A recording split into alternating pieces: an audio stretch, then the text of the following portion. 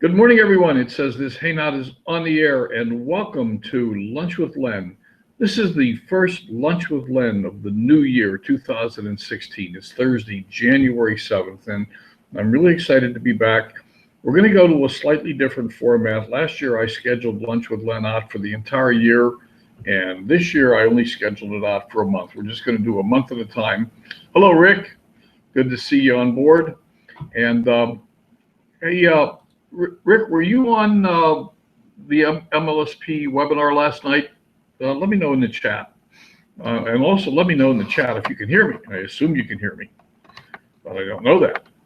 So, at any rate, welcome everybody, and welcome to 2016. And, oops, you went away. What happened? Wonder what happened. Rick, oh, there you are. You're back again. You're in, you're out. You're out, you're in. Let me know in the chat if you can hear and see me, please. Assuming you can. Assuming you can hear me.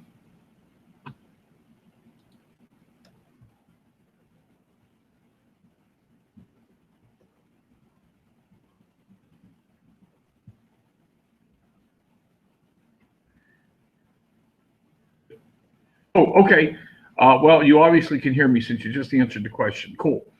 I am going to do a review of last night's MLSP webinar by Brian Finale. And I want to give a lot of credit to Brian Finale because I'm going to be using his slides, a lot of his slides. The reason I want to go through it is even for folks who were on the webinar, if you're here today and you were on the webinar last night, I've gone back through what Brian did last night, and it was incredibly powerful. And Brian's got the goods to back up the fact that this stuff really works. So a little bit of it, some people might consider it to be a little bit foo-foo, this manifestation stuff, but the stuff works. And so let's go ahead, let's start a screen share. I'm going to do in a half hour and change what Brian took an hour and a half to do last night. So I'm going to skip over some of his stuff. And I'm going to assume that most of the people that are on Lunch with Len know who Brian Finale is, know what MLSP is all about, and know some of the background. So, and I'm also going to do a lengthier version of this at 5 o'clock today for the Wealth Builders Mastermind group. So that's where we are. Let me go ahead and get started. Hello, Larry. Good to see you on board. Larry, were you on the webinar last night? I'm not going to wait to see the answer. Oh, here we go. I'm going to do a screen share, and I'm going to assume in the chat, will you folks tell me that you can see my screen? And I'm going to wait for an answer on that one. No, I wasn't. Good. Can you guys see my screen? I'm going to wait for an answer. And okay, good. And while I'm waiting for the answer, Happy New Year to you, Larry. While I'm waiting for the answer, I'm going to tell you that I'm going to go back through a lot of what Brian did last night. I'm not going to do all of it. We can't do all of it in an hour and a half, or rather in a half hour, what he did in an hour and a half. And I'm also going to do a longer version at 5 o'clock today with the Wealth Builders Mastermind, if anyone's interested. So here we go to PowerPoint, and let's get to the beginning of this. Again, I'm using some of Brian's slides, and then you'll see that I'm not using all of his slides. I've switched over to some of my own. So Brian started this with how to make 2016 your best year ever and the secret to making change, and stated that his goal tonight was to give you the tools and strategies to create the life and business of your dreams this year. Now, Brian Brian spent a fair amount of time talking about his background, where he came from. I'm going to flip through this because first off, we don't have the time. Secondly, I'm going to assume that most people know who Brian is, and basically know what his background was. But the thing that's intriguing about this is Brian started back in 2005. He was a broke musician. He got into MLM in his first 3 years. I forget how much he made in his first 3 years, but he ended up $30,000 in debt. And then things progressed from there. But that's not the important thing. The important thing is what he did with his mindset, with his visions, and with his determination to change things. He started in March of 2006 by writing himself a $1 million check, a check for $1 million.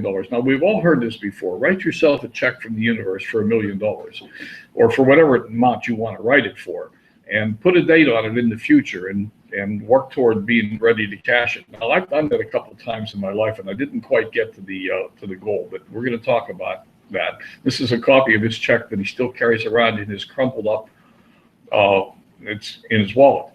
And, you know, he wrote a check for $1 million with the intent of cashing it 3 years later, and he failed.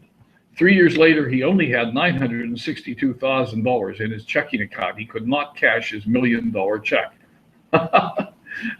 I don't think most of us would consider that to be a failure. So the question is, how did he make this happen? What does it take? And these are Brian's words now, and I will differentiate Brian's words from my words as we go through this. But these are things that I so firmly believe in that I wanted to go back through it again myself personally, and I will go through it more than once, and I wanted to bring you through it. First off, I firmly believe, as does Brian, that thoughts become things. I think there's substantial evidence to suggest that, you know, be careful what you think about, you just might get it. And that's the way it is. And in the world of what people call quantum physics, if you ever saw the movie What the Bleep Do We Know Anyhow, it leaned on the idea that all things are possible, all potentials exist, and we can manifest anything we want. We have to select what it is we want. And if we don't select it, the universe will manifest it for us. Everything's energy. What we want has a frequency. If we can match the frequency with its frequency, we can get it. And how do we go about doing this? And this, you know, for many people, this is foo-foo stuff, and I've heard this stuff before, and, you know, it really doesn't work. And some people think that, for example, affirmations don't work, and we're going to talk about that in just a moment. Why don't affirmations appear to work? But here is Brian's secret: constant focus, mental rehearsal, meditation, and goal setting. And he suggests that we keep in mind that 7 months after 2 years and 5 months, he was still nowhere near his 3-year goal of $1 million, but he didn't quit. In his case, he says his why was too big, and he was too busy being. So the fact that he hadn't achieved the result yet didn't really matter. So let's dig into that whole concept. The first thing is, again, these are his slides now. He created the future in advance with his goals. And if done properly, we create our future. He made his mind, body, and brain look as if the event had already happened. Now, I'm going to go deeper into this in a minute, but your mind and body can't tell the difference. You can fool your mind and body into believing that you already have the thing that you want. And there are very well-defined ways to do that. And it's actually measurable, and I'll explain more about that in a moment. That he made the thought become more real than his present circumstances, and biochemically, physiologically, and physically became a different person. And we've all heard this concept that we have to be, do, have, and many people get it backwards, and we're going to revisit that once again in just a second. But his comment: the event, the goal, found him because he started being the thing that he needed to be in order to have the things he wanted to have. So be, do, have. Be the thing you need to be, do the thing you need to do, and then have the thing you want to have. So I've taken some of his slides apart now, but don't say, I've heard this goal stuff before. Here's the problem. Many people say they want something, but then they'll feel something when they get it. So for example, one of the common things is, well, I'll learn to manage money when I have some money to manage. Have you heard the story of the kid with the ice cream cone who got the single scoop of ice cream and walked out of the ice cream store and promptly dropped the scoop out of his cone onto the ground? And after crying a lot, his father took him back into the store, but now the kid saw the sign with 3 ice cream cones, or 3 scoops of ice cream, and he wanted 3 scoops. And his father said, you can't handle 1 scoop yet. I'm not going to give you 3. And that's the way the universe works. If you don't manage the money you have, the universe isn't going to give you any more to manage. So if you say, when I learn to manage money, when I have money, I'll learn to manage it. That's backwards. You got to learn to manage the money you've got. When I have $1 million, I'll act like a millionaire. It's backwards. Start to act like a millionaire now. How would a millionaire act, think, feel? What would he do when he gets out of bed in the morning? And, ask yourself this question. Why do people who win the lotto end up broke? They end up broke because they don't know how to be the person that has the thing. They have the thing, but they don't know how to be the person, and they end up losing it. And I actually have a personal example of that in my life right now. I have a very close friend who got a fairly substantial financial settlement from an accident, and within 2 or 3 weeks, it was gone, completely gone, zero, not a penny left.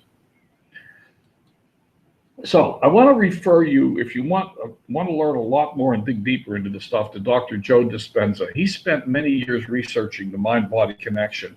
He's the author of a book called You Are the Placebo, which actually Bob happens to be reading right now. And he gave a TED Talk, and the link below here is a link to his TED Talk. And he's got a whole bunch of other stuff out there. And if you want this link, ask me for it. I know you can't click on it here, but I can get it for you. And he looks at the whole concept of the human brain and how it works and how we can program our brain and our body to believe that we have achieved the result that we're looking for before it actually materializes in our life. And in so doing, we get ahead of the future, if you like. We attract it to us. So the old model is cause and effect. We do something, and that produces an effect, and that's the physical world.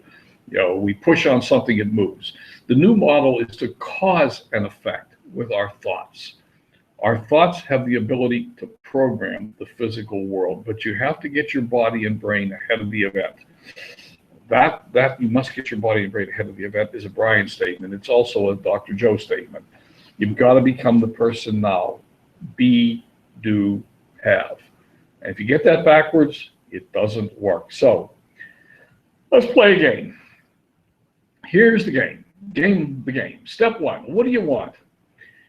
I'm going to go through this pretty quickly because, again, in Lunch with Len in a half hour, I don't want to slow down and belabor this. But if you want to ask me for these slides, go back through them, or get Brian's presentation from last night, or get on the 5 o'clock webinar with me tonight because I'm going to slow down there.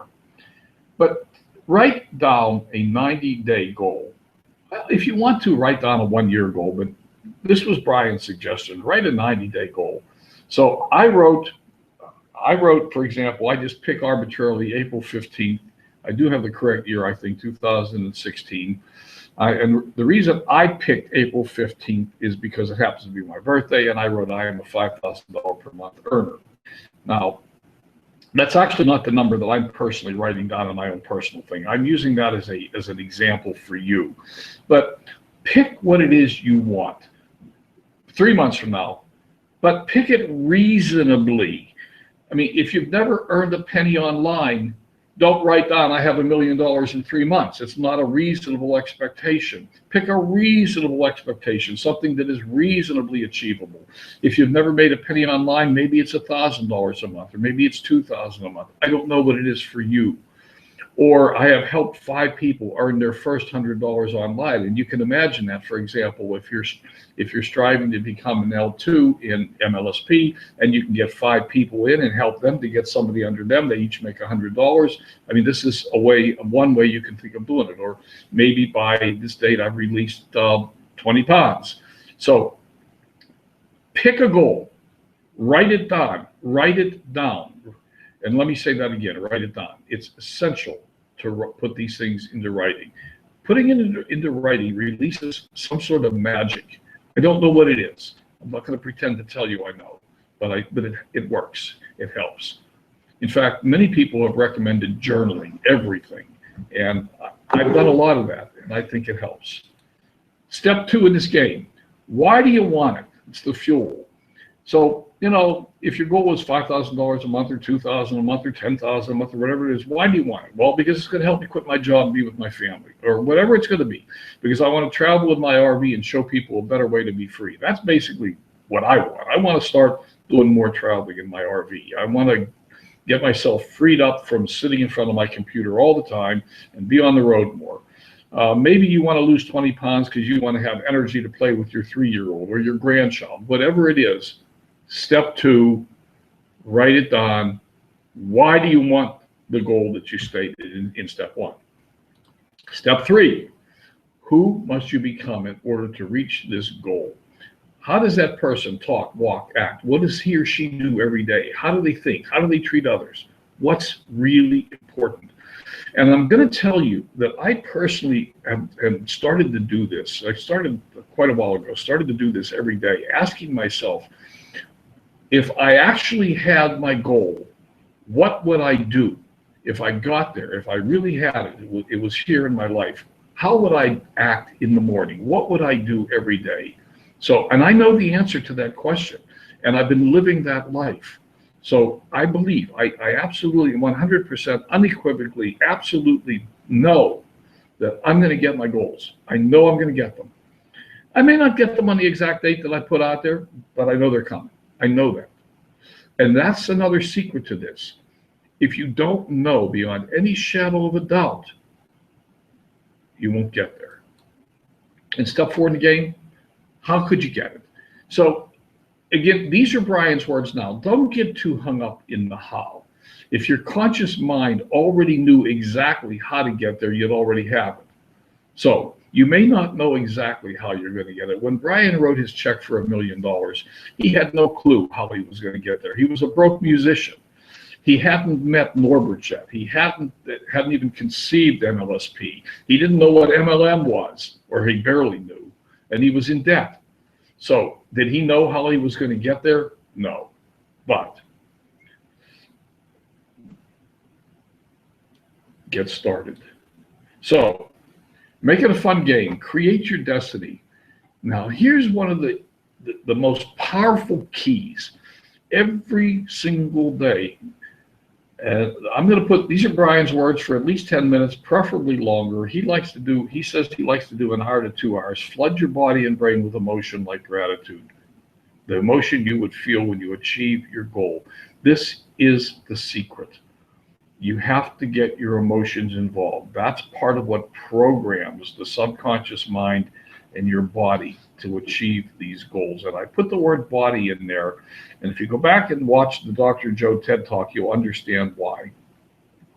Intend your day every morning. Decide who are you going to be that day. Take control of your thoughts.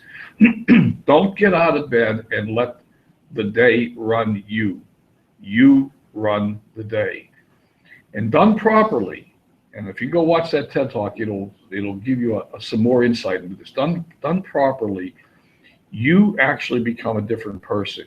You connect. You make new neural connections in your brain. You change your physiology. Your body actually changes, and this stuff has been measured now. We know this to be true. This is not hype. This is not hearsay. This is measurable, quantifiable science. Your body changes. Repetition and conditioning. Become the person now.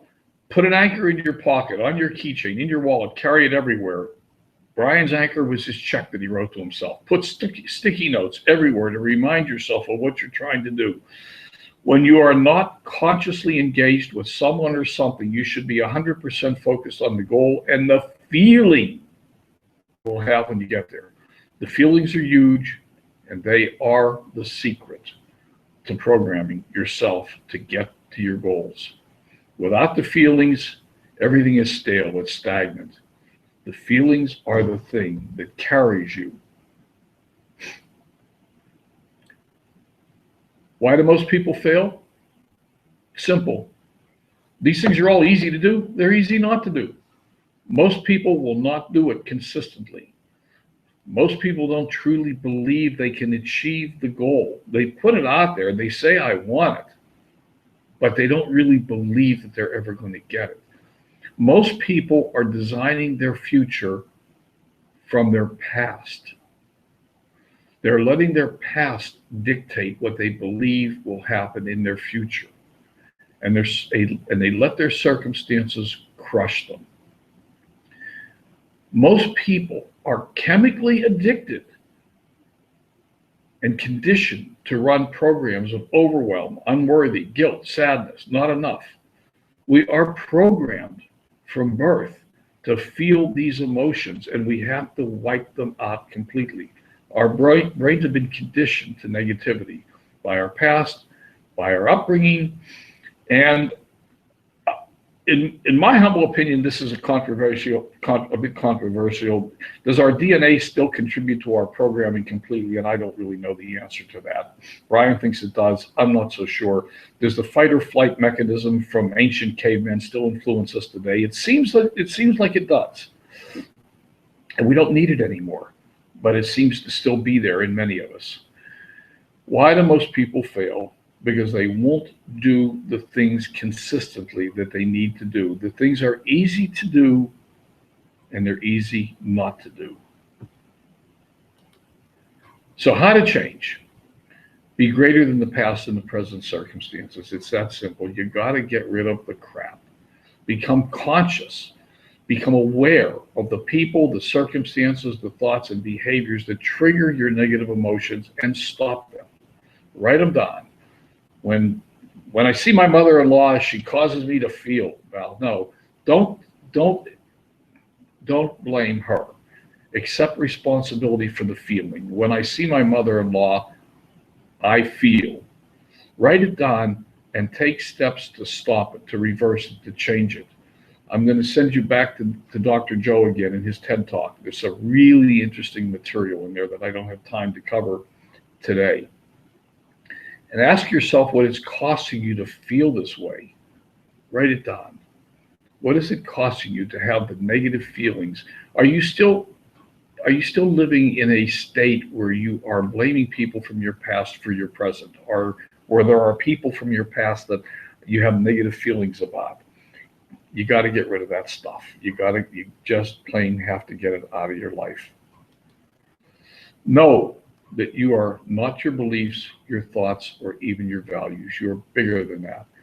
Learn to become the observer and wave these unwanted thoughts by sitting there watching. When this happens, I feel this. Then you can observe you're feeling this, and you can wave it by. You can say, that's my past self. It's not my future self. Thank your conscious mind for interrupting you and tell it, now let's go back to work on the goal. So when your conscious mind says, nah, that's not you, you're not good enough, thank it for its observation. Tell it to go back to sleep now and leave you alone, because you're too busy working on your goal to pay attention to that mind crap. Consistent daily rehearsal, meditation, and practicing the feelings of having achieved the goal. Becoming the person now, believing that you can get there. These are the secrets to making things happen. It requires focus, it requires concentration, it requires practice, it requires meditation, it requires cleaning out your brain daily and feeding it good stuff, pulling the weeds, throwing them away, recognizing them for what they are, and throwing them in the trash because they don't belong here anymore. In your garden, you don't have weeds. You got to take 100% personal responsibility for where you are now. And if you feel stuck, it's your unconscious programming running the show. We're used to this program of feeling stuck, overwhelmed, confusion, uncertainty. You got to just get rid of that stuff and tell your mind, no, that's not me. Maybe that was the old me, but that's not the new me. You got to recondition yourself through meditation and through goal setting. And then what happens if you miss the goal? Like Brian missed his goal. He didn't make he didn't have $1 million. He only had $977,000. Well, I think we would all agree that he was pretty successful. And even if you didn't, so you wrote down a goal to have a couple $1,000s a month by April, you didn't make it, you have something less than that. Did you grow? Did you take action? Did you learn? Give yourself credit for what you did accomplish and move on. Reset the goal, move on. You'll get there. And this, I believe, to be fundamentally the most important statement in this whole thing. To become wealthy, you must be wealthy. And I'm going to use the word wealthy here in a broad sense. Wealth includes health. It includes your relationships with other people. It includes your relationships with your family, with nature, with the spiritual world. If you feel wealthy, you are wealthy. If you can't pay a bill this month, that's not the end of the world. You've been in that situation before. You might even be there again. Donald Trump once walked by a beggar on the street and said, see that beggar there? He's $165 million richer than I am, because at that point in his life, he was $165 million in debt. And I may have the wrong number. It might have been $600 million. I don't know. It was a big number. Anyhow, it doesn't matter. It doesn't matter. It's all between your ears. If you question your ability to reach your goals, your subconscious mind gives up. It says, okay, you know better. We'll do it your way. So you set your goal out there and you say, well, I'm not so sure I can. Maybe that's not for me. That might be for the other guy down the street. And what happens? Your brain quits. It goes into sleep mode. I'm not sure that's for me is a prescription for turning on the television, opening another cold beer, and getting comfortable on the couch. You got to get uncomfortable, stretch and stay there. You don't have to know how to do everything. When you write down this goal, you don't have to know everything about how it's going to happen. Remember, if you knew how, you would already be there. But write it down, because something magical happens when you do. You become the creator. Those are Brian's words, and I believe them. Once you are being the new person, it falls divinely into place. And by the way, the new person, misspelling, the new person would be taking the required action daily. He would be getting up, he or she would be getting up out of bed and doing the things they needed to do to have the things they wanted to have. So, some final thoughts from Brian. I believe you wouldn't have had the thought if you couldn't achieve it. Want to love yourself more? Write goals down and actually go after them. Keeping your word will honor yourself and bring more self-love and momentum into your life. You'll start to notice a change. You can change, not tomorrow, not tonight, but in this very moment. And final thought, with goals, it's not the thing that's important. It's the person you must become in order to get the thing. If you think the thing will make you happy, it may for a moment, but then it won't be enough and you'll crave more. You will always feel less than until you can find beauty in the moment now as you go after your goal. If all you want is the feeling anyways, why wait another second? Let me reflect back for a moment on my friend who just got this fairly substantial financial settlement and blew it all in a few weeks' time. He thought he was going to be happy when he got his fairly substantial financial settlement. I can tell you he thought he was going to be happy. Is he happy? No. He lost it all. It's all gone. Now he's miserable. More miserable than he was before he got the settlement. So,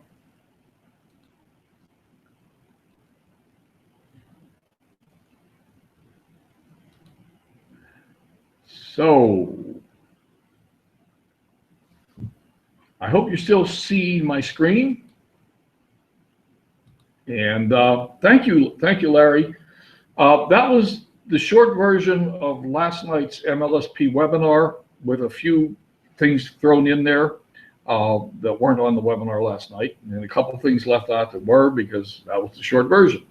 Like I said, at 5 o'clock today, I'm going to slow down a little bit and do a slightly longer version for the Wealth Builders Plus Mastermind. If you're interested, there'll be a link out there somewhere in a little bit. I haven't actually scheduled that webinar yet. So that's all I have for you today. Unless there's any comments, today's Thursday. Have a great weekend, and I'll be back with you on Tuesday with no idea what we're doing on Tuesday yet, but we'll be here. And yes, I can do that, Larry. I'll do that right away. And if I don't do it right away, remind me, and I'll put it up there. You can also find it by just Googling Joe. Did I get his last name right? Joe Dispenza. If you Google Joe Dispenza, if you Google Joe Dispenza, you'll be able to find everything. You'll find the TED Talk, but I'll put them up there. And if you go to Amazon and look up his books, you'll find it. So anyhow, that's all for today. And we'll talk to you on Tuesday. You guys have a great weekend. Okay? Bye for now.